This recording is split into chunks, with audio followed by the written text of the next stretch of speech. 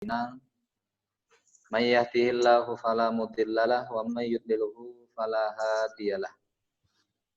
Asyhadu an la ilaha illallah wahdahu la syarikalah wa asyhadu anna Muhammadan abduhu wa rasul. Allahumma shalli wa sallim ala sayyidina Muhammad wa ala alihi wa ashabihi wa man tabi'ahum bi ihsanin ila yaumiddin, amma ba'd. Hadirin jamaah kajian duha, meskipun ini sudah tidak duha lagi, karena awalnya kita kajian duha, karena kondisi seperti ini, anak-anak belajar juga dari rumah, kemudian para orang tua juga mendampingi. Ya, kita sama-sama terus berdoa, semoga Allah Subhanahu wa taala segera mengangkat wabah ini sehingga kita semua dan anak-anak bisa beraktivitas normal sebagaimana semula. Salawat dan salam semoga selalu terlimpah kepada qudwah kita, teladan kita, yaitu Rasulullah Shallallahu Alaihi Wasallam. Beliau adalah teladan dalam kehidupan kita. Tidak ada keteladanan yang perlu kita teladani kecuali yang direkomendasikan oleh Allah Subhanahu wa taala. Dalam hal ini adalah Rasulullah sallallahu alaihi wasallam. Dengan memperbanyak shalawat kepada beliau, besar harapan semoga kelak kita akan mendapatkan syafaatnya, dan mudah-mudahan kita juga bisa menjadi teman setia Rasulullah sallallahu alaihi wasallam di surga nanti. Amin ya rabbal alamin. Baik, Bapak Ibu yang dimuliakan oleh Allah Subhanahu wa taala, ini adalah pekan yang keempat, dan tadi saya diingatkan kalau pekan keempat itu biasanya jadwalnya adalah membaca kitab Riyadhus Shalihin karya Imam An-Nawawi. Kemudian kajian kita sebelumnya itu kita membahas bab tentang istiqomah. Berarti kita akan lanjutkan pada bab yang selanjutnya, yaitu kalau ibu-ibu membawa kitab Riyadhus Shalihin, kita langsung ke 10 ya. Bab yang ke-10 yaitu bab fil mubadarah ilal khairat. Bab tentang menyegerakan untuk melakukan kebaikan dan juga menganjurkan kepada orang lain untuk melakukan kebaikan tersebut dengan kesungguhan tanpa ragu. Nah, ini nasihat dari penulis, yaitu Imam An-Nawawi, yang beliau wakafkan hidupnya untuk menulis. Beliau wakafkan hidupnya untuk berkarya demi Islam, dan beliau di sini memberikan sebuah ilmu yang sangat berharga, yaitu tentang bagaimana kita dianjurkan untuk bersegera dalam melakukan sebuah kebaikan. Jadi kalau kita tahu bahwa ini adalah sebuah kebaikan, maka segera dilakukan. Jangan ditunda, jangan nanti-nanti. Kenapa? Karena nanti itu adalah sesuatu yang misterius. Kita tidak tahu apakah nanti itu menjadi milik kita atau tidak. Sebagaimana kita tidak tahu dan kita tidak bisa menjamin apakah nanti itu kita masih bisa hidup atau tidak. Baik, kemudian ada dua ayat yang dinukil oleh beliau. Qala Allahu ta'ala, firman Allah Subhanahu wa taala. A'udzubillahi minasyaitonirrajim, dalam potongan ayatnya surah Al-Baqarah 148, fastabiqul khairat. Hendaklah kalian berlomba-lomba dalam melakukan kebaikan. Jadi al-khairat itu adalah jamak. Ini kalau bahasa pesantren, jamak. Jadi bukan hanya tunggal, bukan hanya dua, tapi kebaikan yang jumlahnya banyak, itu silahkan dilakukan dengan segera. Kemudian di dalam surah Ali Imran ayat 133, Allah Subhanahu wa taala juga berfirman, "Wasari'u ila maghfiratin mir rabbikum wa jannatin arduhas samawati wal ard u'iddat lil muttaqin." Bersegeralah kalian untuk menyambut ampunan dari Allah Subhanahu wa taala. Wa jannatin arduhas samawati wal ard, dan surga yang luasnya seluas langit dan bumi. U'iddat lil muttaqin, itu semua disediakan buat orang-orang yang bertakwa. Baik hadirin yang dimuliakan oleh Allah Subhanahu wa taala, ayat ini itu diawali dengan kalimat perintah, baik surah Al-Baqarah tadi maupun surah Ali Imran tadi. Fastabiqul khairat, hendaklah kalian berlomba-lomba. Kalau di surah Al-Baqarah kalimatnya berlomba-lomba, tapi kalau di dalam surah Ali Imran itu sari'u, bersegeralah. Ini kalau kalimat yang pertama menggunakan kalimat fastabiqu, hendaklah kalian berlomba-lomba. Yang namanya berlomba itu pasti pengen menang. Gak ada orang ikut lomba supaya kalah. Jangankan kalah, kita ini pun kalau ada peluang mendapatkan nomor 1 sebagai pemenang utama, itu yang akan diraih. Itu yang dicita-citakan. Makanya dalam urusan kebaikan, itu seperti orang yang berlomba-lomba. Jangan kalah dengan yang lain.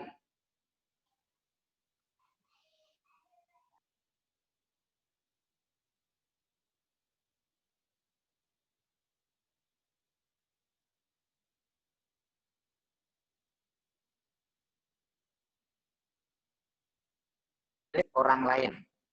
Karena kebaikan yang kita lakukan itu juga untuk diri kita sendiri, bukan untuk orang lain. Kebaikan yang kita lakukan itu ternyata juga sebagai bekal untuk mempertanggungjawabkan kelak nanti di hadapan Allah Subhanahu wa taala. Makanya kalau kita tidak memiliki kebaikan sebagai bekal untuk mempertanggungjawabkan diri tatkala kita dimintai pertanggungjawaban oleh Allah Subhanahu wa taala, maka rugi kalau kita tidak mampu, tidak bisa mempertanggungjawabkan kesempatan yang sudah diberikan oleh Allah Subhanahu wa taala. Makanya jangan kalah dengan yang lain dalam rangka melakukan kebaikan. Jadi kalimat yang dipakai oleh Allah adalah berlomba-lomba. Ayo berlomba-lomba dalam melakukan kebaikan. Kemudian wasari'u itu bersegera, sir'ah, yaitu bersegera ila maghfiratin mir rabbikum, yaitu menyambut ampunan dari Allah Subhanahu wa taala. Ketika Allah Subhanahu wa taala memberikan kesempatan kita, ketika Allah menawarkan kita dengan berbagai macam ampunannya, maka harus segera kita respon dengan baik. Harus kita respon dengan baik. Segera peluang-peluang untuk mendapatkan ampunan itu segera kita ambil. Kenapa? Ya tadi, kalau hari ini kita merasa berdosa kemudian tidak segera menyambut ampunan dari Allah, jangan-jangan sebelum Allah memberikan ampunan ternyata malakul maut itu sudah terlebih dahulu menghampiri kita. Wal'iyadzubillah. Makanya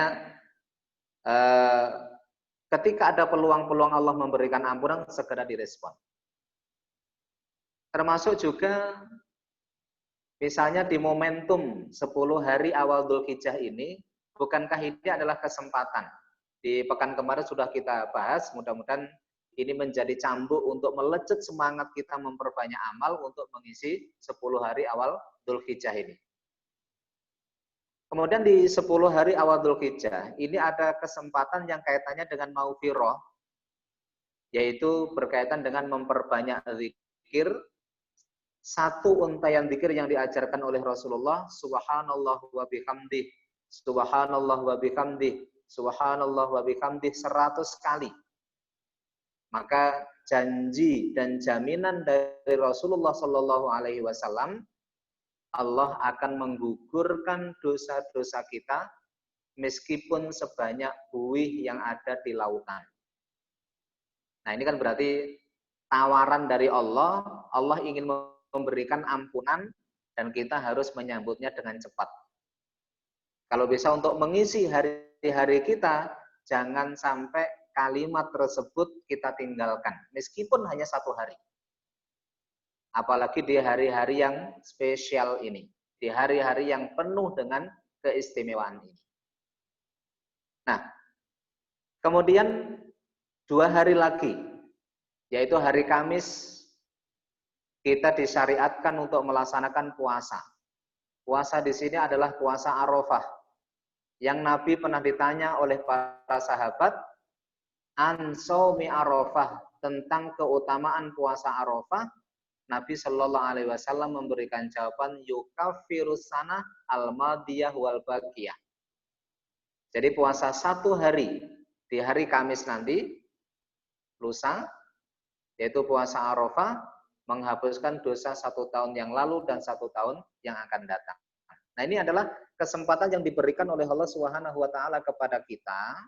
Kemudian kita harus merespon dengan cepat. Ya, merespon dengan cepat, jangan kalah dengan yang lain. Jangan sampai kita meninggalkan itu gara-gara terpengaruh oleh orang lain. Misalnya, dia aja nggak puasa kok, saya juga nggak gini.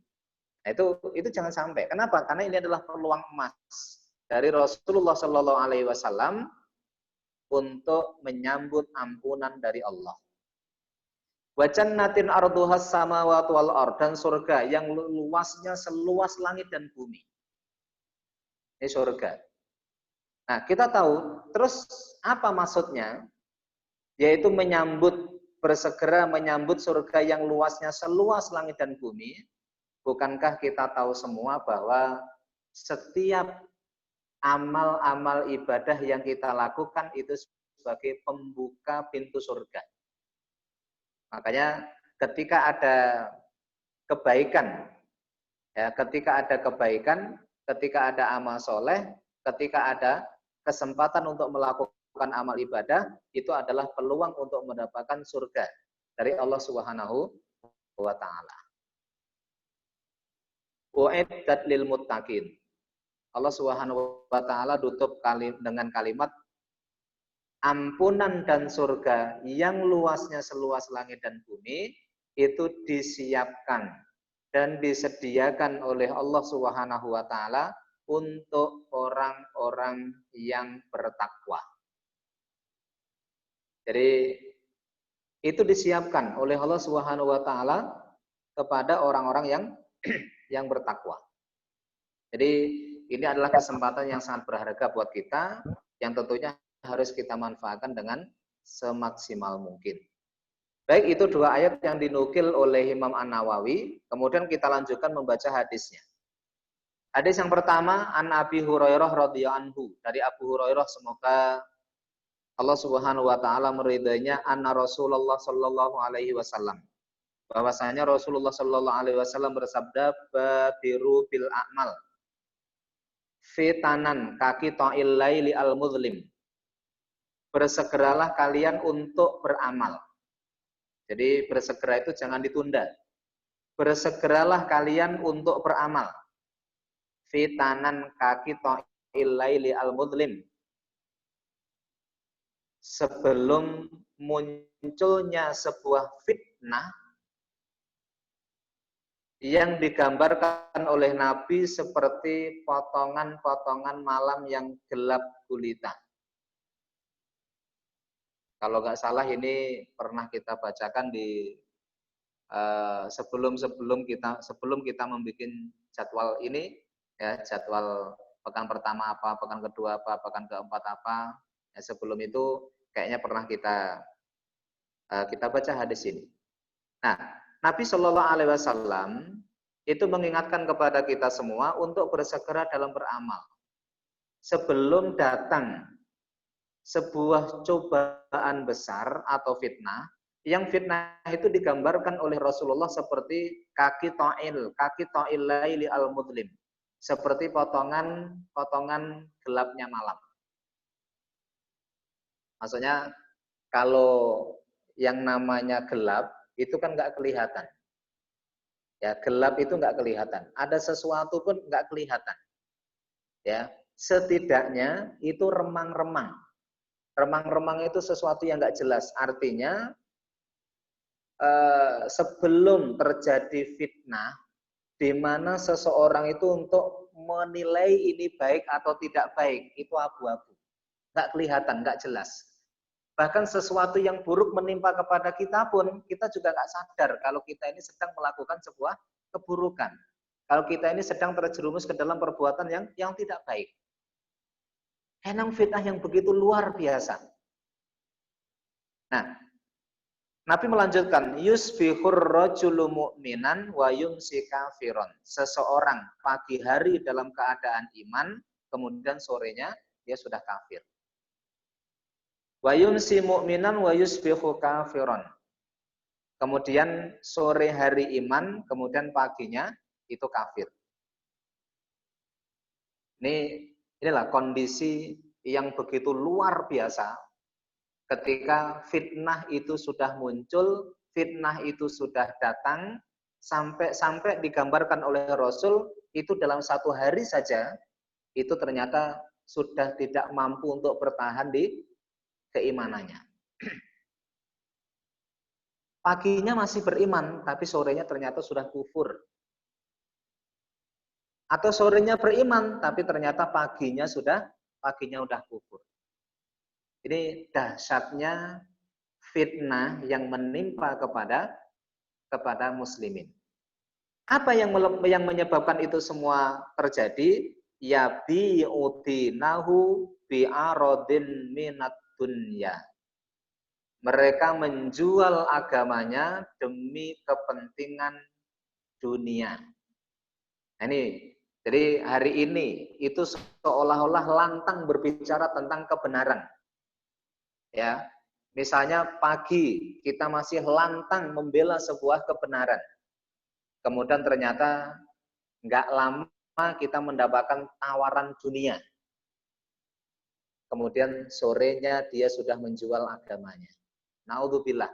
Ini kondisi yang betul-betul digambarkan oleh Rasul, itu adalah fitnah yang cukup dahsyat, fitnah yang cukup berat, fitnah yang begitu mengerikan, sampai dalam satu hari saja mempertahankan keimanan itu cukup berat. Apa hari ini sudah terjadi? Apa hari ini belum terjadi? Saya kira kita tidak sibuk untuk itu, tapi mari kita menyibukkan diri untuk terus beramal. Karena amal itulah yang membentengi kita. Ya. Ini yang menguatkan kita bagaimana ketika ada badai kemaksiatan yang menghantam kita, badai kekufuran itu menghantam kepada kita, badai dunia yang begitu luar biasa menggiurkan, itu ditawarkan ke kita, sementara kita harus mengorbankan agama kita, itu begitu dahsyat, maka yang bisa membentengi itu semua adalah amal soleh. Makanya Nabi tadi mengawali dengan kalimat badiru bil a'mal, yaitu bersegeralah dalam melakukan amal soleh. Jangan ditunda-tunda. Sebab kalau sudah didominasi oleh keburukan-keburukan tadi, sudah didominasi oleh fitnah-fitnah dunia tadi, sementara bekal pembentengan kita tipis karena sedikitnya amal ibadah kita, maka kita akan mudah untuk menjual atau mengorbankan agama kita. Nah, itu hadis yang pertama. Kemudian hadis yang kedua. Hadis yang kedua dari Haris, Uqbah bin Haris. Semoga Allah Subhanahu wa taala meridhoinya. Kalau dia bercerita, shallaitu wara'an Nabi sallallahu alaihi wasallam bil Madinati al-Asra. Saya pernah sholat di belakang Nabi sallallahu alaihi wasallam ketika di kota Madinah al-Asra, yaitu sholat asyar.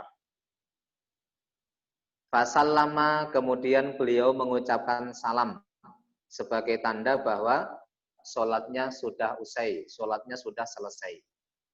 Tsumma qama musri'an, kemudian selesai salam, Assalamualaikum warahmatullahi wabarakatuh. Assalamualaikum warahmatullahi wabarakatuh. Tsumma qama musri'an, kemudian Nabi langsung berdiri. Musri'an, bersegera. Jadi tiba-tiba Nabi langsung berdiri, kemudian cepat-cepat fatahat tariqaban nasi ila ba'di hujuri nisa'i. Maka beliau melangkai leher-leher para sahabat menuju ke sebagian kamar istri-istrinya. Enggak biasanya Nabi melakukan hal seperti ini. Jadi selesai salam, Nabi itu biasanya menghadap ke para sahabat, kemudian berzikir sampai zikirnya selesai. Nah, kemudian ternyata ini kok Nabi aneh, Nabi nggak biasa seperti itu. Nabi itu habis salam, belum sempat zikir, kemudian langsung berdiri, kemudian langsung melewati para sahabat, kemudian langsung masuk ke rumah para istrinya. Fafazi annas min sur'atihi. Kemudian para sahabat itu terkejut karena Nabi kok tergesa-gesa. Ada apa ini? Nah, fa kharaja alaihim. Kemudian selesai itu Rasulullah Shallallahu Alaihi Wasallam keluar dari kamar istrinya, alaihim, menjumpai para sahabat lagi. Faro'a annahum qad ajibu min sur'atih. Maka Nabi Shallallahu Alaihi Wasallam juga melihat bahwa para sahabat itu heran. Kenapa Nabi itu kok tergesa-gesa? Jadi Nabi itu Nabi itu juga peka. Kalau sahabat itu kelihatannya keheranan, oh ini Rasul tahu. Faqala, kemudian Nabi Shallallahu Alaihi Wasallam menjelaskan alasan yang membuat Rasulullah Shallallahu Alaihi Wasallam tergesa-gesa, belum sempat zikir, kemudian langsung meninggalkan tempat imaman, kemudian langsung masuk ke kamar-kamar istrinya. Kalau Nabi mengatakan dzakartu syai'an min tibrin indana. Saya tiba-tiba ingat sesuatu min tibrin, dari potongan emas indana yang ada di kami. Jadi Nabi itu ingat, kemarin kan ada orang sedekah, dititipkan ke saya. Lupa saya belum ngasihkan, lupa saya belum salurkan. Kira-kira kalau bahasa kita begitu. Fakarihtu ayyah bisani, dan saya nggak suka kalau kebaikan yang seharusnya saya berikan kemudian harus tertunda. Fa'amartu bikismatihi, kemudian saya perintahkan untuk segera membaginya. Padahal ini tidak bermaksud untuk apa-apa. Nabi Shallallahu Alaihi Wasallam hanya pada saat itu dititipi, berarti sebagai fasilitator untuk menyampaikan barang sedekah itu kepada orang yang berhak. Nabi lupa, kemudian tiba-tiba ingat. Nah, setelah ingat Rasul nggak mau nunda, sebab kadang kalau kita nunda nanti ajakin, itu lupa. Nggak ingat lagi, akhirnya nanti tertunda lagi, tertunda lagi. Padahal pada saat dia itu bisa menyalurkan kepada yang berhak, pada saat dia memberikan kepada yang berhak, maka pada saat itu sudah bagian dari melakukan kebaikan. Karena kadang kebaikan itu nggak kerasa. Walaupun kita ini sebagai fasilitator, ya, bukan kita, anggap aja, misalnya Nabi ini kan bukan Nabi yang memberikan potongan emas tadi. Itu titipan dari orang. Berarti Nabi ini posisinya sebagai fasilitator. Nah, meskipun Nabi posisinya pada saat itu sebagai fasilitator, tapi ternyata itu adalah bagian dari kebaikan. Ya, itu bagian dari kebaikan Nabi, dan Nabi nggak mau nunda. Makanya habis salam, langsung beliau keluar dari masjid, kemudian masuk ke kamar, kemudian menyuruh kepada orang lain untuk bikismatihi, untuk membagikan kepada orang yang berhak. Nah, jadi kalau sekecil itu, atau mungkin kalau bahasa kita seremeh itu, Nabi Shallallahu Alaihi Wasallam tidak mau menunda-nunda, bagaimana dengan urusan-urusan yang jauh lebih penting daripada itu. Makanya kalau kita dihadapkan peluang untuk melakukan kebaikan, segera. Segera, karena itu bagian dari kebaikan. Baik, kita lanjutkan hadis yang ketiga. An Jabir radhiyallahu anhu qala. Dari Jabir, semoga Allah Subhanahu wa taala meridhoinya, qala dia bercerita. Qala rajulun lin Nabi sallallahu alaihi wasallam yauma Uhudin. Seseorang berkata kepada Nabi yauma Uhudin pada peristiwa perang Uhud. Perang Uhud itu adalah perang setelah perang Badar.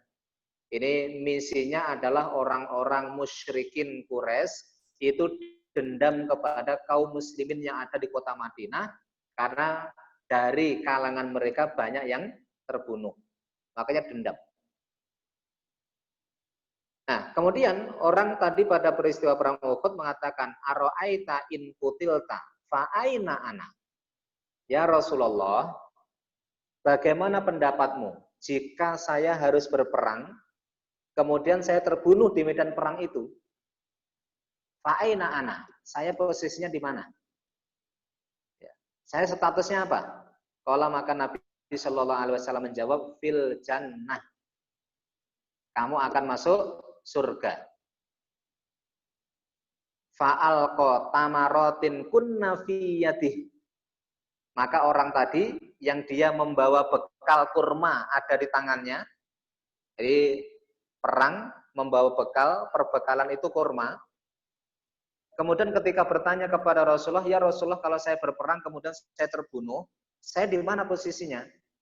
Kemudian Nabi menjawab, "Kamu kalau mati terbunuh surga." Setelah mendapatkan fil jannah, mendapatkan jawaban dari Nabi, kamu pasti akan berada di surga.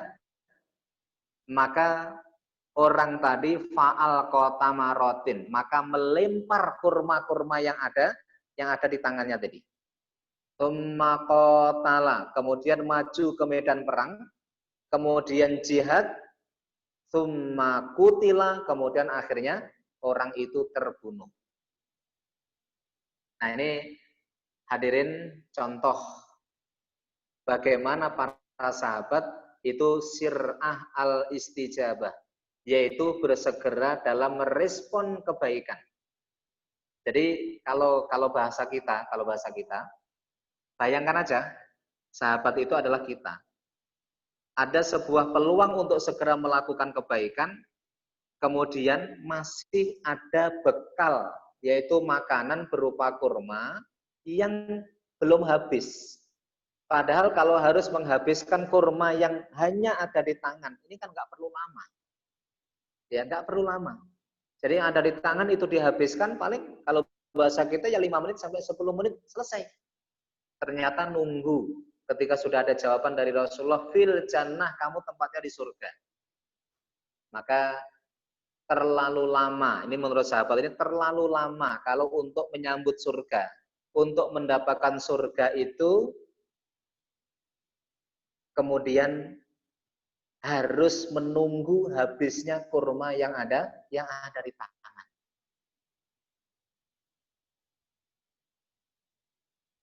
Nah, makanya Bapak Ibu yang dimuliakan oleh Allah Subhanahu wa taala, untuk mendapatkan surga itu kalau orang yang betul-betul sudah membawa suasana surga dalam hidupnya, itu ternyata ada peluang surga itu segera dan segera. Sahabat nggak pengen menunda-nunda meskipun nggak lama, hanya hitungan beberapa menit menghabiskan kurmanya, kemudian maju ke medan perang. Jadi poin ini tidak ada kaitannya dengan mubazir atau tidak mubazir. Anak kurma tadi dilempar dan dibuang. Tapi pembahasan di sini adalah tentang bagaimana sahabat itu bersegera dalam merespon, ya, dalam merespon berita dari Nabi kalau ternyata balasan dari orang yang mati di medan perang itu adalah surga. Baik, kita lanjutkan. Hadis yang keempat. An Abi Hurairah radhiyallahu anhu qala, dari Abu Hurairah semoga Allah Subhanahu wa taala meridhoinya, qala dia bercerita. Ja'a rajulun ilan Nabi sallallahu alaihi wasallam.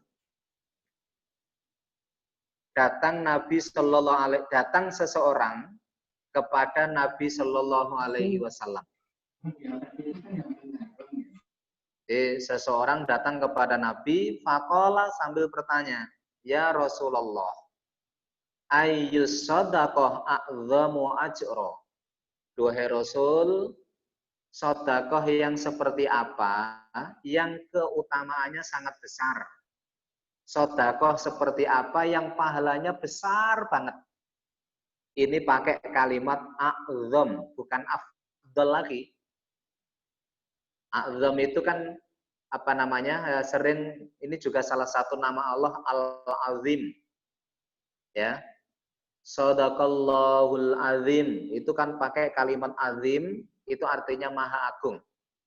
Nah, sahabat bertanya, "Ya Rasulullah, sedekah seperti apa yang pahalanya sangat besar, sangat agung?" Qala, maka Nabi Shallallahu alaihi wasallam menjawab, "Anta shaddaqa wa anta shahih." Sedekah yang paling utama, sedekah yang paling besar keutamaan atau keistimewaannya adalah kamu bersedekah dalam keadaan kamu masih sehat. Ya. Kita bersedekah dalam keadaan sehat. Syahihun takhsyal faqra. Kemudian kamu pada saat itu kikir, takut terhadap kemiskinan. Ya, sehat lagi kikir. Contohnya gini, orang sehat itu dibanding dengan orang sakit, itu kan beda. Apalagi sakitnya udah parah. Kalau sakitnya sudah parah, maka boleh jadi dia pengen banget sedekah. Barangkali, mungkin dia mikirnya gitu. Barangkali dengan sakit ini saya nanti meninggal. Ya sudahlah, saya pakai untuk banyak beramal. Untuk infak, sedekah, dan lain sebagainya. Kemudian orang yang sehat itu menggodaannya banyak. Ingin berfoya-foya, ingin ke sana kemari, ya ingin beli ini, ingin menikmati itu, macam-macam. Itu kondisi sehat. Sehingga kondisi sehat, keinginannya banyak, dia memerlukan duit yang banyak, maka pada saat itu ketika harus dikeluarkan untuk sedekah, itu cukup berat. Tapi pada saat itu kita keluarkan untuk sedekah. Syahihun pada saat itu fakir, kikir, bukan fakir, mohon maaf, kikir. Kikir itu ada perasaan pelit, ada perasaan sayang. Aduh, tak kasihkan.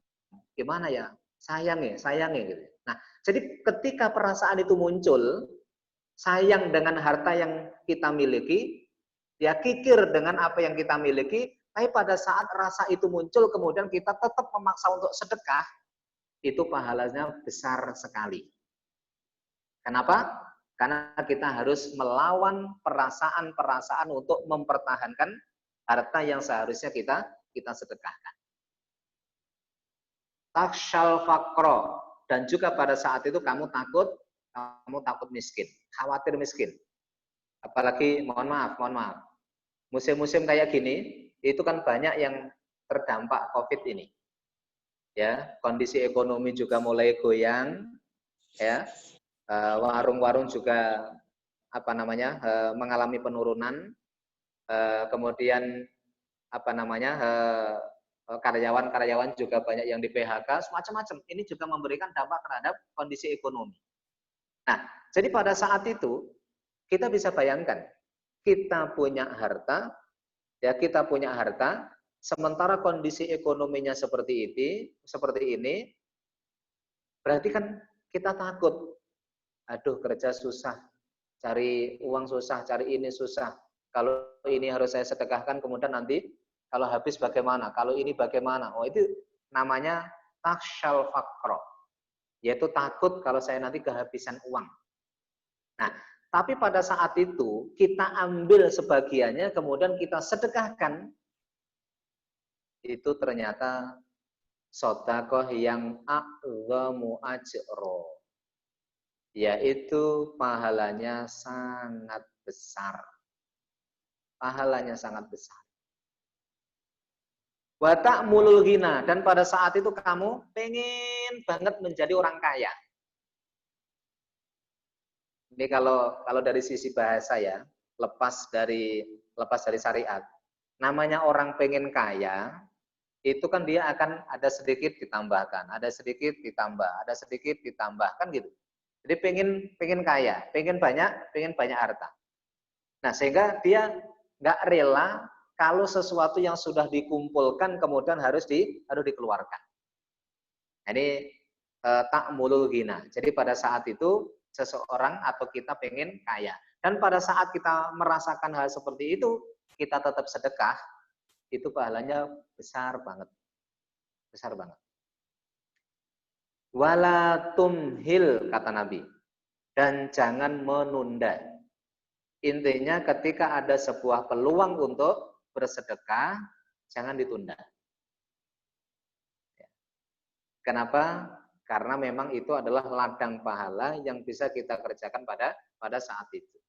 Apalagi kalau kita membahas tentang keutamaan sedekah begitu luar biasa. Menolak bala, menghindarkan dari keburukan dan lain sebagainya. Boleh jadi Allah Subhanahu wa taala sering mengirimkan sinyal seperti itu kepada kita semua. Ya, kita dihadapkan dengan orang yang mungkin membutuhkan dan tiba-tiba pada saat itu kita tahu. Tapi ketika kita mau membantu, ketika kita harus mengeluarkan sedikit rezeki kita untuk orang yang membutuhkan tadi, nah itulah sinyal dari Allah Subhanahu wa taala pada saat itu Allah Subhanahu wa taala ingin menghindarkan sesuatu yang enggak baik dari kita. Apalagi sampai kalau kita harus memberikan, itu luar biasa. Karena intinya adalah keutamaan dari bersedekah, keutamaan dari memberikan sebagian rezeki kita kepada orang lain, itu ternyata memiliki keutamaan yang cukup dahsyat. Hatta idza balaghatil hulqum. Jadi jangan menunda sampai nyawa itu sudah berada di tenggorokan. Ya. Kultu kemudian dia mengatakan li fulan kaza wa li fulan kaza wa qad kana li fulan. Jadi ketika sudah mau mati baru dia bilang, ya sudah ini tolong berikan kepada dia, tolong ini berikan kepada dia, tolong ini berikan kepada dia. Jangan nunggu kondisi seperti itu. Karena di penghujung surah Al-Munafikun itu Allah Subhanahu wa taala sampaikan wa anfiqu mimma razaqnakum min qabli ayatiya ahadakumul maut fayaqula rabbi laula akhartani ila ajalin qarib fa as-saddaqa wa akum minas sholihin. Allah Subhanahu wa taala perintahkan wa anfiqu mimma razaqnakum. Infakkan sebagian rezeki yang telah kami berikan kepada kalian. Sebelum sebelum kematian itu datang, sehingga kalian mengatakan laula akhartani ila ajalin qarib. Ya Allah, seandainya kau tahan dulu, kau tunda dulu ajalku. Sebentar aja, fa'asaddaqa, saya akan sedekah. Saya akan berbagi, saya akan berinfak. Wa akum minas sholihin, dan dengan infak itu supaya saya menjadi orang-orang yang soleh. Makanya ayat ini menjadi perhatian para ahli ilmu, Bapak Ibu. Menjadi kajian di kalangan para ulama.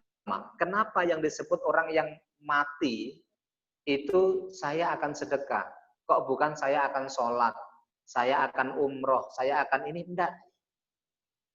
Kemudian dibahas, kenapa mayit itu kok pengen dikembalikan kemudian mau sedekah? Karena betapa mereka tahu betapa besarnya keutamaan dari orang yang sedekah. Apalagi kalau kita membiasakan diri untuk sedekah tiap hari meskipun jumlahnya atau nominalnya kecil. Karena Nabi SAW mengatakan setiap pagi dua malaikat itu turun. Setiap pagi 2 malaikat turun, kemudian 1 malaikat berdoa dengan doa Allahumma a'ti munfiqon kholafan. Ya Allah, berikan ganti kepada orang yang pagi ini berinfak. Itu doanya malaikat. Kemudian malaikat yang satunya berdoa, Allahumma a'ti mumsikan talafan. Ya Allah, berikan kehancuran atau kebinasaan kepada orang yang menahan hartanya. Makanya setiap pagi itu malaikat turun dengan berdoa tadi. Makanya kalau setiap pagi kita bisa bersedekah, itu mendapatkan doa dari malaikat. Ya, doa malaikat tadi adalah berharap supaya Allah Subhanahu wa taala mengganti dari infak yang sudah dikeluarkan oleh orang yang berinfak. Itu doanya malaikat. Itu doanya malaikat itu adalah mustajab. Ya. Kadang muncul pertanyaan. Bagusnya sedekah itu sebulan sekali dalam jumlah yang agak besar atau sedikit-sedikit tiap hari.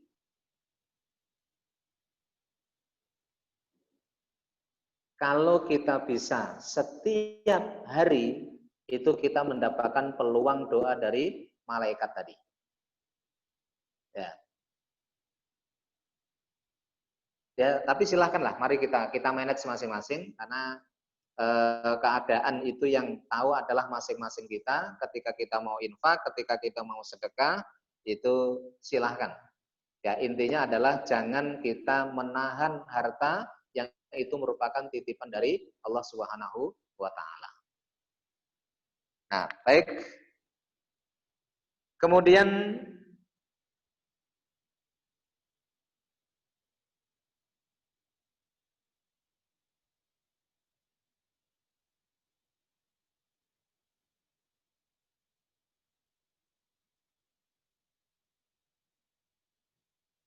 hadis yang selanjutnya itu kita lewati saja karena itu adalah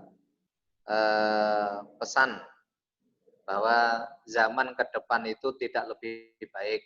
Itu bahasa dari Rasulullah SAW. Berarti kondisi hari ini bila dibanding dengan zamannya Rasulullah itu tidak lebih baik. Makanya kita harus maksimalkan untuk memperbanyak amal.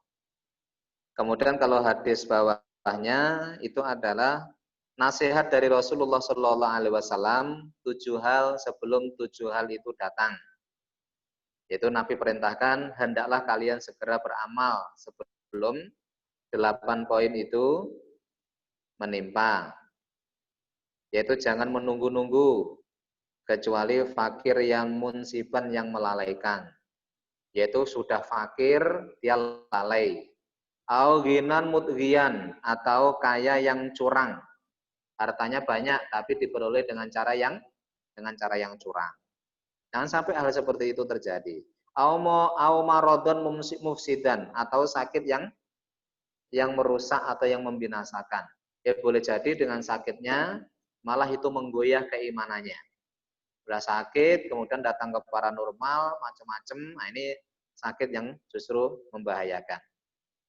Haroman mufnidan yaitu kondisi tua yang lantur. Kalau bahasa kita kira-kira pikun. Makanya sebelum kondisi itu datang, ya kita berharap semoga Allah jauhkan kita dari kondisi pikun di akhir hayat kita nanti. Ini bagian dari doa kita. Wa mautan mujhizan, yaitu kematian yang mempercepat. Nah, dan masih ada beberapa poin. Baik, ibu-ibu yang dimuliakan oleh Allah Subhanahu wa taala, jam 2 lebih.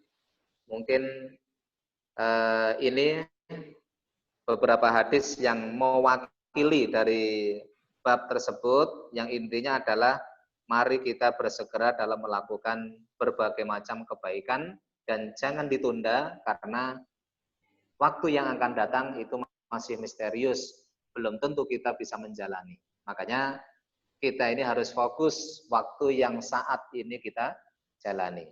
Sebab kalau hari ini kita jalani, kemudian kita maksimalkan, kemudian ternyata nanti itu kita sudah harus menghadap Allah Subhanahu wa taala, kita sudah melakukan amalan tersebut.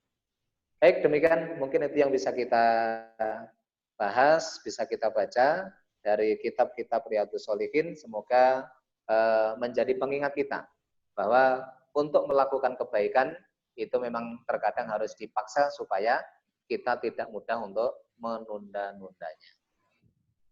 Semoga ada manfaatnya.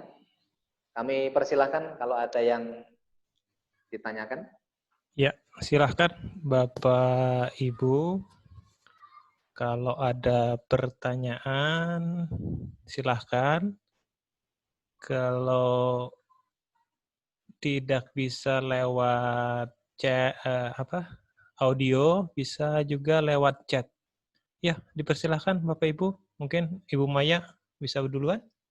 Pengen duluan Ibu Maya atau Ibu Yuni atau Ibu yang lain, silahkan. Untuk bertanya silahkan aktifkan audionya, Bu.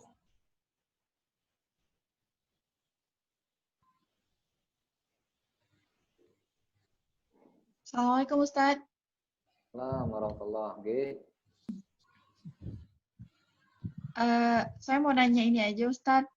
Kita kan punya apa ya, untuk beramal soleh itu kan banyak ya Ustadz ya.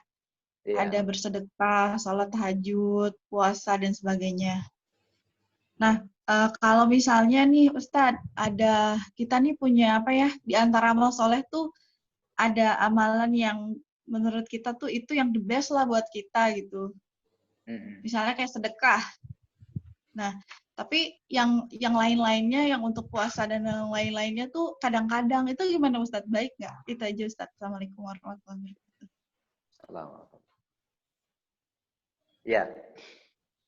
Jadi memang kalau disebutkan dalam beberapa riwayat itu ada seseorang yang dijamin oleh Rasulullah masuk surga.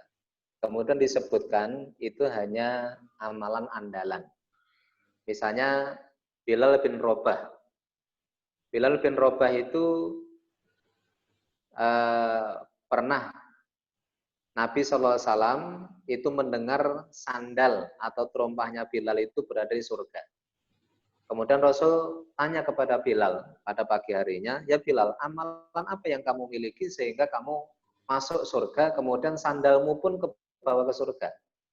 Kemudian dengan tawaduknya Bilal menjawab, ya Rasulullah, kami nggak punya apa, nggak punya amalan spesial, kecuali kami selalu menjaga wudhu dan kami sholat 2 rakaat setelah wudhu. Jadi ini jawaban Bilal. Padahal Nabi SAW pada saat itu juga tidak ngajari Bilal, tapi ini adalah amalan yang dilakukan oleh Bilal, tapi ternyata bisa membuat Bilal masuk ke dalam surga. Ini yang disebutkan. Dan ini banyak disampaikan oleh para ulama dan juga ditegaskan sehingga menjadi kaidah fikih adanya sholat sunnah setelah wudhu. Jadi ini Bilal. Kemudian ada lagi seorang sahabat yang dijamin masuk surga. Kemudian sampai sahabat yang lain itu penasaran, kira-kira amal spesial apa yang dia miliki? Sampai akhirnya dia buntuti. Ada sahabat membuntuti dia, kemudian sampai izin nginap di rumah orang yang dijamin masuk surga tadi. Kemudian diperhatikan malamnya. Malam pertama nggak ada sesuatu yang spesial. Malam kedua juga nggak ada sesuatu yang berlebihan. Kemudian malam ketiga juga biasa-biasa saja ibadahnya. Bagaimana kami? Kemudian akhirnya sahabat tadi bertanya, sesungguhnya kami datang bahkan bermalam di sini itu karena saya mendengar Rasulullah mengatakan bahwa engkau itu disebut oleh Rasulullah sebagai ahli surga. Saya penasaran dan saya ingin tahu amal spesial apa yang kamu miliki sehingga Rasul menjamin masuk surga. Kemudian dia menjawab, ya sebagaimana yang kamu lihat malam-malam saya, hari-hari saya nggak ada sesuatu yang istimewa. Cuman ya saya itu melepaskan beban-beban yang ada di dalam hati. Saya nggak dendam, saya nggak iri, saya nggak hasut, saya dengan orang lain. Nah, jadi itu yang membuat sahabat tadi atau orang tadi spesial di mata Allah, di mata Rasul sehingga dijamin masuk surga. Nanti masih cukup banyak ada ini. Nah, dengan beberapa kriteria itu, maka boleh jadi kita memiliki amalan yang eh, bagus banget, andalan banget menurut kita, ya itu sesuatu yang positif dan kita berharap, ya kita berharap. Tapi karena kita tidak tahu apakah itu nanti diterima atau tidak, maka kalau kita memaksimalkan itu jauh lebih baik. Ya, jauh lebih baik. Jadi memang kita harus memiliki amalan andalan. Ya, memiliki andalan. Jadi amal ini pokoknya apapun yang terjadi nggak pernah saya tinggalkan. Nah, kemudian amalan-amalan yang lain itu dikerjakan semaksimal mungkin. Bahkan nanti Rasul juga mengatakan gimana itu? Al-amalu ahabbu ilallah adwamuhu wa in qalla. Amal yang paling dicintai oleh Allah Subhanahu wa taala itu adalah rutinnya. Istiqomahnya meskipun jumlahnya nggak banyak. Makanya untuk memulai aktivitas yang belum menjadi kebiasaan kita, itu sedikit demi sedikit. Tapi coba kita rutinkan. Ya, sedikit-sedikit kita rutinkan. Nanti kalau sudah menjadi kebiasaan, baru kita tambah kuantitasnya. Ya, nambahnya sedikit aja. Kemudian itu sudah menjadi rutinitas, sudah menjadi kebiasaan, sudah menjadi karakter, kemudian baru. Nah, jadi kalau kita memiliki banyak karya, kita memiliki banyak amal soleh, itu menunjukkan bahwa memang kita nggak tahu dari sekian banyak amal yang kita kerjakan mana yang nanti diterima oleh Allah Subhanahu Wa Taala dan mana yang nanti bisa memasukkan kita ke dalam surga. Tapi memang kita harus memiliki amal yang spesial tadi, yang the best tadi menurut Ibu, sehingga kita berharap benar dengan sesuatu yang spesial menurut kita itu memang benar-benar diterima oleh Allah Subhanahu Wa Taala. Secara hukum sah-sah aja, boleh-boleh aja, tapi ketika kita harus mengerjakan yang lain, meskipun sedikit, tapi itu menjadi kebiasaan rutin, itu akan jauh lebih baik. Kira-kira gitu, Bu. Ya, terima kasih Ustaz. Assalamualaikum. Salam. Oke, selanjutnya mungkin ada? Silakan, Ibu-ibu. Assalamualaikum, moderator. Assalamualaikum. Assalamualaikum, Pak Ustadz. Waalaikumsalam, Bu. Ustadz, dengan Bu Yuni. Oh, ini. Ada yang mau saya tanyakan, Pak Ustadz. Saya pernah membaca, kita bisa bertawasul dengan amal salehah kita. Termasuk dengan misalnya sedekah ini. Nah, yang ingin saya tanyakan, bagaimana penjelasannya kok kita bisa bertawasul kepada Allah dengan amal saleh kita, seolah-olah kita menagih, ini loh Allah, apa yang sudah saya lakukan, saya sudah bersedekah, saya sudah melaksanakan amalan-amalan yang lain, kok kita menagih sama Allah gitu, bukankah itu hak prerogatif Allah untuk membalaskannya ke kita gitu. Itu saja Ustaz, terima kasih. Assalamualaikum warahmatullahi wabarakatuh. Baik. Ya, itu disebutkan di dalam hadis yang cukup panjang berkaitan dengan 3 orang yang terperangkap dalam gua itu. Nah, salah satunya ketika terjebak dalam sebuah gua, kemudian nggak ada jalan lain kecuali hanya doa. Kemudian 3 orang tadi berdoa dengan bertawasul dengan amal soleh. Nah, jadi kalau prakteknya gini. Dari sekian banyak amal soleh, kan tentunya tidak semuanya spesial, tidak semuanya istimewa. Ada sesuatu yang betul-betul kita rasakan itu spesial banget, itu istimewa banget. Mungkin boleh jadi pada saat itu kita memang betul-betul ikhlas, murni, lillahi ta'ala, nggak ada tendensi lain. Ya. Nah, maka pada saat itu, karena sesuatu yang murni, sesuatu yang ikhlas, sesuatu yang tulus, itu secara teori, kalkulasi itu diterima oleh Allah Subhanahu wa taala, maka menggunakan tawasul terhadap sebuah amal soleh yang asumsi kita amal soleh itu sudah berada di sisi Allah Subhanahu wa taala karena sudah diterima. Makanya kalimatnya duhai Allah, seandainya amal soleh ini yang dulu saya lakukan itu betul-betul ikhlas, murni saya kerjakan karenamu, maka tolong ya Allah kabulkan doa saya ini.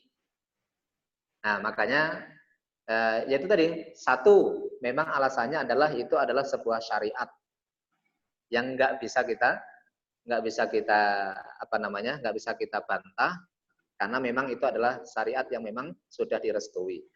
Kemudian yang kedua, nah, karena tidak setiap amal soleh atau tidak setiap amalan, karena belum tentu amal soleh yang kita kerjakan itu ternyata diterima oleh Allah Subhanahu wa taala, atau menurut bahasa sederhana kita adalah tidak setiap amal soleh yang kita lakukan itu istimewa. Makanya ketika ada sesuatu yang istimewa itu berarti ya tadi, ini sudah berada di sisi Allah, berarti sudah berada di tangan Allah, makanya kita menjadikan itu sesuatu yang sudah ada di sisi Allah, kemudian kita sebut lagi, supaya dengan menyebut itu Allah Subhanahu wa taala nanti berkenan untuk mengabulkan apa yang kita lakukan. Jadi memang tidak setiap amal soleh yang kita sebut, meskipun secara umum bahwa tawasul dengan amal soleh itu boleh.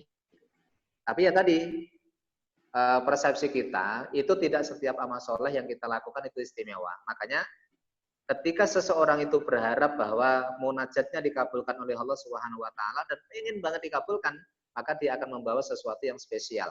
Dia akan membawa sesuatu yang benar-benar istimewa. Nah, jadi kalau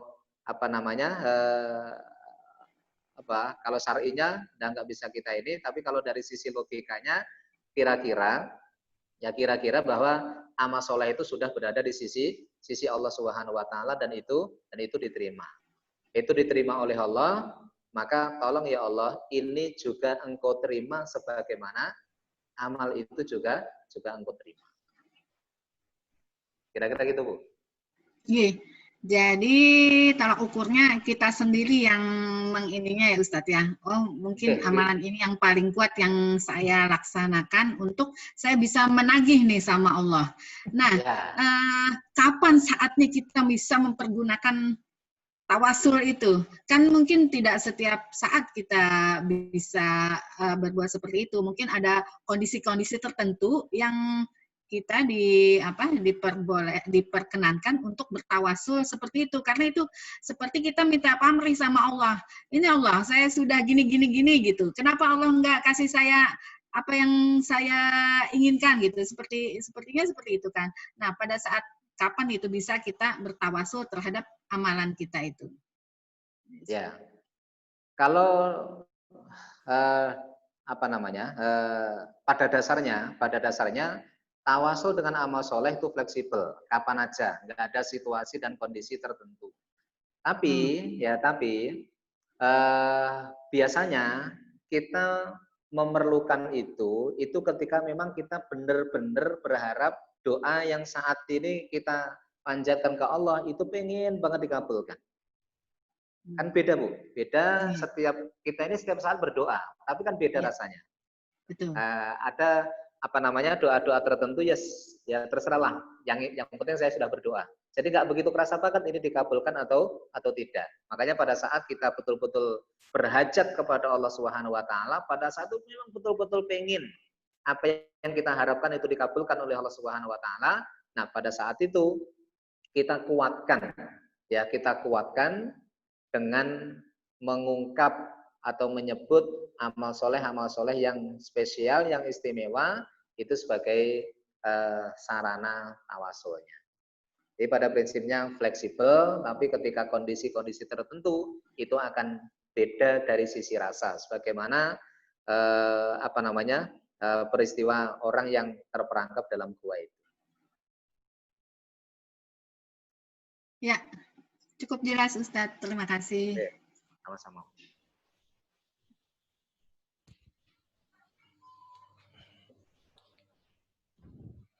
Oke, apa ada lagi yang pengen bertanya atau mungkin yang ada yang kurang jelas? Silahkan Bapak Ibu.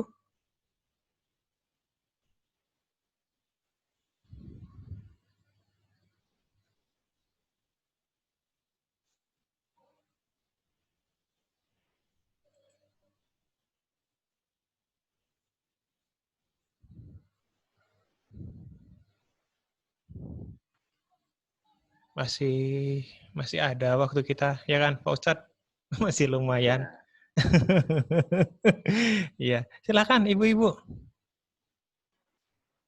Kalau ada. Assalamualaikum warahmatullahi wabarakatuh. Assalamualaikum. Ini Ustaz, ada yang saya pernah mendengar kalau kita bersalawat walaupun dalam keadaan maksudnya bahadas kayak gitu, lagi hadas atau lagi berhalangan.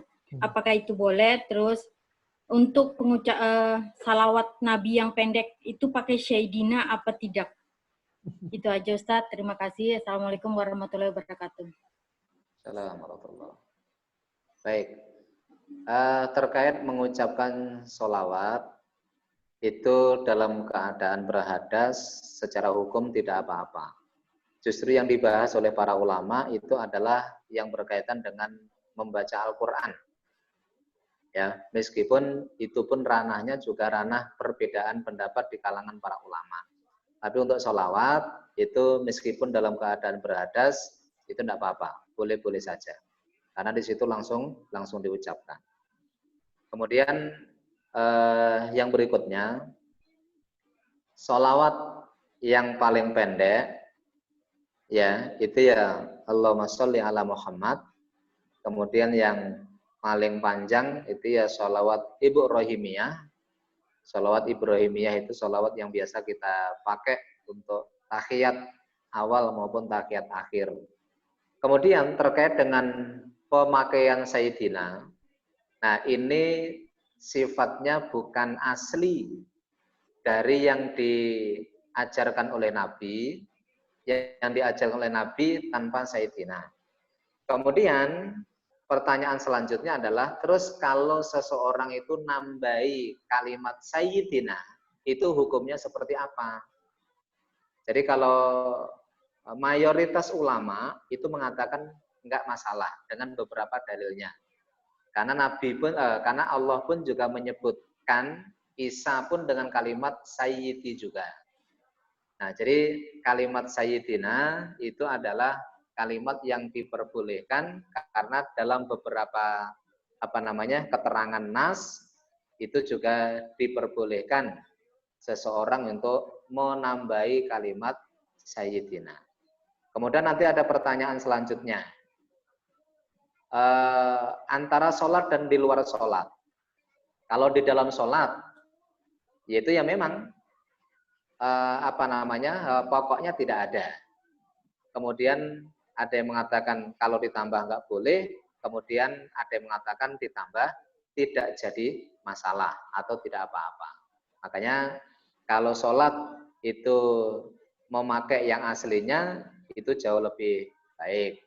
Tapi bukan berarti ketika pakai itu nggak baik juga enggak. Karena memang awalnya itu tidak ada. Tapi sepakat para ulama, rata-rata atau mayoritas itu mengatakan tidak jadi masalah. Apalagi ketika di luar sholat, ya sangat boleh ketika ditambahi dengan kalimat Sayyidina. Baik, kalimat Sayyidina memang kalimat yang sampai sekarang masih menjadi kontroversi, tapi buat kita itu sesuatu yang referensi atau alasannya masing-masing juga sangat kuat. Intinya adalah mau pakai itu juga banyak ulama yang membolehkan, ketika tidak mau pakai pun juga tidak jadi masalah. Kira-kira gitu. Ya, terima kasih Ustadz. Sama-sama.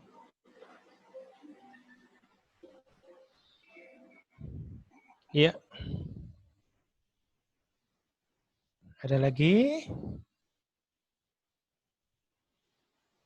Bapak Ibu, ada lagi yang mau bertanya atau minta penjelasan atau mohon penjelasan kepada Pak Ustadz Imam? Silahkan di on-kan mic-nya. Pak Henry di chat tuh ada, tolong dibacakan. Oh iya. Ini ada yang bertanya, Pak Ustadz, dari Ibu Ina Herlina. Ustadz, untuk sedekah, manakah yang lebih didahulukan sedekah sedekahnya ke orang tua atau sedekahnya ke orang lain. Jadi kayaknya pertanyaannya ini, yang mana sih yang didahulukan sedekahnya? Apakah kepada orang tua atau kepada orang lain? Mungkin itu saja, Ustaz. Silakan. Baik.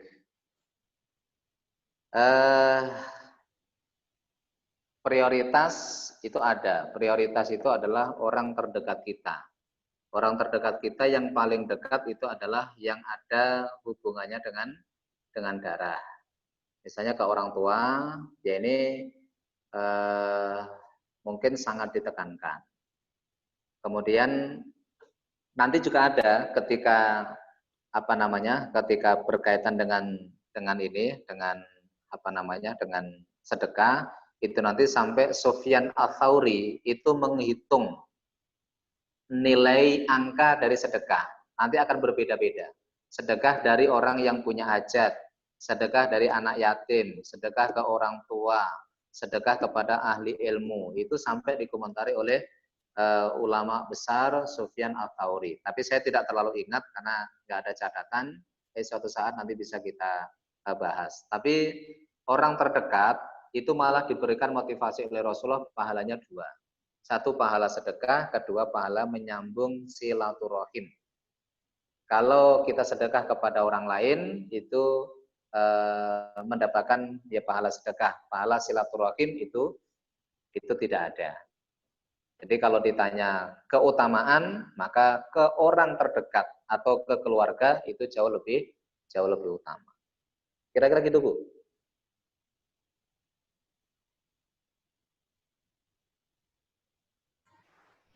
Iya, itu tadi jawaban dari Pak Ustadz. Ternyata lebih kita seandainya bisa, kalau bisa ya ke orang terdekat dulu ya Pak Ustadz ya, untuk bersedekahnya. Iya.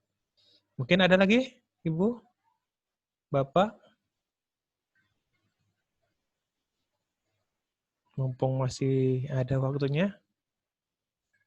Kalau tidak ada, saya informasikan kembali Bu, untuk Bapak Ibu yang datangnya terakhir-terakhir tadi, tetapi kalau pengen melihat acara ini yang dari awal, dapat melihat nanti setelah nanti saya upload video yang ini, rekaman kado hari ini di channel YouTube FSOG SDIT Rabani. Jadi seandainya ada Bapak Ibu yang masih sepotong-sepotong tadi masuknya atau ada trouble di jaringan, dapat nanti melihat di channel YouTube FSOG SDIT Rabani. Jadi kalau malam-malam mau tidur, ibu-ibu pengen merewin lagi, silahkan nanti. Oke, ada pertanyaan lagi? Bapak Ibu, kalau tidak ada, bagaimana Pak Ustadz? Monggo, lanjut. Kalau tidak ada lagi yang ditanyakan, oke, saya lemparkan lagi. Kalau memang tidak ada juga yang bertanya, mungkin kita tutup saja Pak Ustadz. Tapi sebelum ditutup, mohon doanya terlebih dahulu Pak Ustadz. Baik. Mari kita tutup dengan doa. Mudah-mudahan Allah Subhanahu wa taala selalu memberikan bimbingan kepada kita semua. Mudah-mudahan Allah berikan ilmu yang bermanfaat kepada kita. Mudah-mudahan Allah mudahkan kita untuk memperbanyak amal soleh. Allahumma sholli wa sallim ala sayyidina Muhammad wa ala alihi wa sahbihi wa man tabi'ahum bi ihsanin ila yaumiddin. Allahumma fir lana dhunubana wa liwalidina warhamhum kama rabbayana shighara. Allahumma inna nas'aluka al-'afwa wal 'afiyah fid dunya wal akhirah. Allahumma inna nas'aluka ilman nafi'a wa rizqan thayyiba wa 'amalan mutaqabbala. Allahumma inna na'udzubika min ilmin la yanfa' wa min qalbin la yakhsha wa min nafsin la tashba wa min 'ainin la tadma wa min da'watin la yustajabu laha. Rabbana hab lana min azwajina wa dhurriyyatina qurrata a'yun waj'alna lil muttaqina imama. Allahumma a'inna ala dzikrika wa syukrika wa husni ibadatik. Rabbana atina fid dunya hasanah wa fil akhirati hasanah wa qina adzabannar. Wa sallallahu ala nabiyyina Muhammad wa ala alihi wa sahbihi wa man tabi'ahum bi ihsan ila yaumil Wa sallallahu ala nabiyyina Muhammad wa ala alihi wa sahbihi wa man tabi'ahum bi ihsan ila yaumil Subhana rabbika rabbil izzati amma yasifun. Wassalamun alal mursalin. Walhamdulillahi rabbil alamin. Taqabbalallah. Demikianlah Bapak Ibu yang berbahagia, kado kita hari ini. Kami dari FSOG SD Terabani mohon maaf apabila ada kekurangan, ada kehilafan, ada tutur kata yang salah. Mudah-mudahan kita semua dapat berhadir minggu depan, ya Pak Ustadz ya. Mudah-mudahan minggu depan dengan kita lanjut dengan materi yang selanjutnya, yang berikutnya lagi. Dengan materi yang berbeda. Mungkin minggu depan Pak Ustadz lagi ya, kayaknya ya, minggu pertama. Insya Allah. Saya kurang tahu ini Pak Ustadz, jadwalnya saya nggak tahu. Karena saya ini baru yang ya gara-gara Zoom ini aja. Oke. Kami dari FSOG mengucapkan terima kasih. Wabillahi taufiq wal hidayah. Wassalamualaikum warahmatullahi wabarakatuh. Waalaikumsalam warahmatullahi wabarakatuh. Terima kasih Pak Ustadz. Terima kasih. Terima kasih Pak Ustadz. Nah, Mbak Weni. Mbak Weni ditunggu GoFood-nya. Lewat WA aja, Bu. Semoga COVID-nya cepat berlalu ya, biar kita bisa temu langsung. Amin, amin ya Allah. Amin. Oh iya, Pak Terima Henry kasih mungkin. Bapak Moderator. Bu Yuni, lama nih nggak jumpa nih. Lama nggak jumpa Bu Yuni. Masih kenal nggak? Maaf. Masih kenal Maaf nggak saya sama saya? ini audionya saja ya. Kebetulan ya. Bapak siapa? Pak Moderator. Iya, nggih, Bu Yuni. Ketua FSOG baru, Bu. Oh ya, ketua yang baru ya. Selamat Pak menjabat dengan tugas yang lumayan lah menghadapi beratus-ratus kepala. Oh, Semoga tabah. Mau tabah.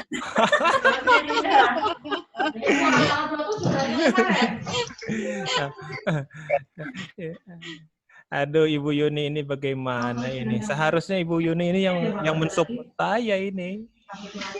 Iya, saya support kok. Makanya saya doakan semoga tabah dan sabar. Oh. Amin, ya. Amin ya Kalau Rabbal Bapak- Alamin. Ya, kalau Bapak ikhlas kan itu banyak banget Pak ininya pahalanya Pak, ngurusin orang banyak. Enggak juga Bu Yuni. Iya, tapi ini lumayan loh, beberapa bulan bonus Bapak nggak ngurusin orang banyak. Maaf, tadi dengan Bapak siapa ini? Henry. Bapak siapa Mbak? Pak Henry. Oh. Sebenarnya saya dengan Bu Yuni itu sudah lama kenal. Tapi kayaknya Bu Yuni ini yang nggak kenal sama saya. Ya, saya panggil benar Pak Henry. Kita titik singgungnya di mana ya? Komunitas titik singgung kita itu di mana ya? Nah, Benar. kalau titik singgungnya itu sampean pernah nggak ingat dak kehutanan, Bu? Iya, ingat. Ingat banget. Nah, Tadi kerjaan. kalau ingat dak kehutanan berarti ingat dengan saya. Henry Jayadi, Hulu Sungai Tengah. Oh, Masya Allah. Rambutmu kemana? Rambutmu kemana? kan saya diketawain Ibu Yuni ini senior saya. Iya, rambutmu itu kemana sekarang? Gimana sekarang kau tugasnya? Ada setiap kali masuk. Oh, kita jadi ngobrol ya? Kayaknya baru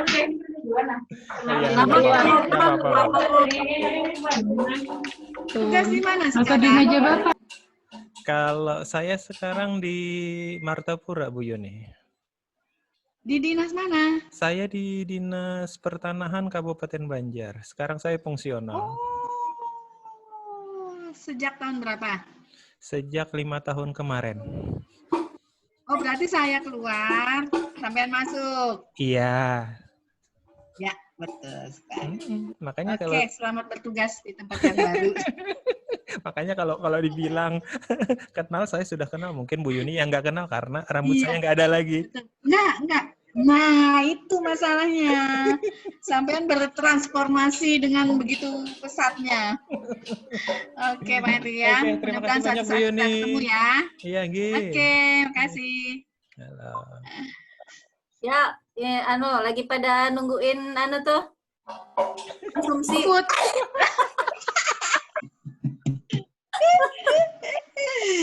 Mau minta GoFood ya, aja nggak ada yang bawa ini ya. Bayangkan seolah-olah lagi dibagikan, Bu. Oh iya. Oke. Saya bantuin ya. Biar nggak nyadarin ke belakang, saya bantuin ya. Seharusnya di tempat saya yang duluan tuh. Maaf ya, makan siangnya ditanggung Iya, Ate iya. Soge, dikirim lewat WA atau Zoom. Nah itu Silakan. Mbak Neneng itu tumpah melulu. Oke, terima kasih ya Mbak Weni ya. Mbak Neneng makasih ya. Iya, sama-sama Bu. Jangan ketemu lagi. Assalamualaikum. Waalaikumsalam warahmatullahi wabarakatuh. Nah, Henry mungkin bisa untuk minggu depan kita minta tolong salah satu Ustadz untuk Kori. Oh, boleh. Nanti coba saya hubungi. Nah, tadi belum berarti ya, belum pakai yang kayak biasa. iya, Belum nanti telat. nanti tadi waktunya memang Ustadz Imam lebih cepat masuknya. Ustadz Imam cepat banget masuknya hari ini tadi. Saya aja kaget.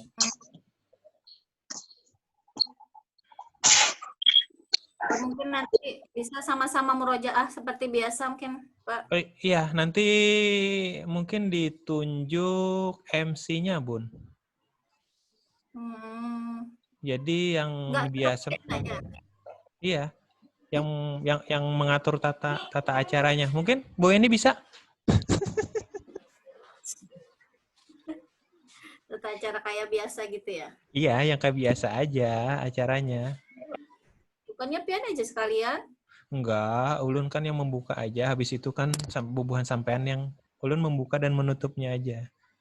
Yang menutup ibaratnya kan yang channel YouTube-nya itu apabila tidak ada kan. Tapi kalau isi di dalamnya, susunan acaranya, bubuhan Ulun kembalikan kepada teman-teman Kadoh. Itu aja, Bu. Oh gitu. Kemarin nggak ada sih MC-nya sebenarnya. Iya, dari minggu kemarin nggak ada MC-nya kita. Memang di kami juga sebenarnya nggak ada, cuma langsung aja. Iya. Kemarin ustadznya yang ngisi, yang murojaah itu yang memimpin, habis itu udah hilang. Terakhirnya ya. Ya dan nanti kita konsep lagi. Konsep lagi, Bun, yang lebih baik. Oke, terima Ya, kasih siap. dulu, Bun. Sama dibubarkan. Bubarkan. Ya, terima kasih. Assalamualaikum warahmatullahi wabarakatuh. Dari Salam. ya, aduh, bapaknya. Waalaikumsalam.